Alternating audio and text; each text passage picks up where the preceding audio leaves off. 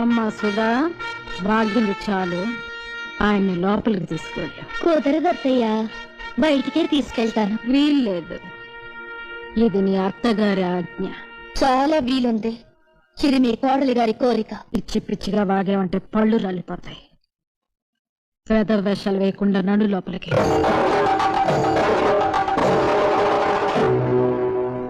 ఏంటి తున్నపోతుల అడ్డంగా బలిసి తెగరెచ్చిపోతున్నావు? కొట్టానంటే దవడ పగిలిపోతా. నీ కొడుకులాగా నన్ను గుప్పెట్లో పెట్టుకుందాం అనుకున్నావా?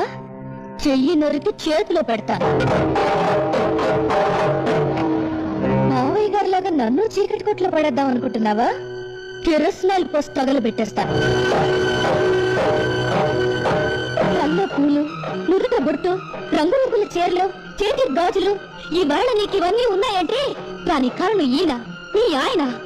ఆయన్ని బయటికి తీసుకెళ్తానంటే వద్దంటావా? చెప్పు తెగిపోద్ది. నేను తిట్టగలను అత్తయ్య గారు, కానీ తిట్టను.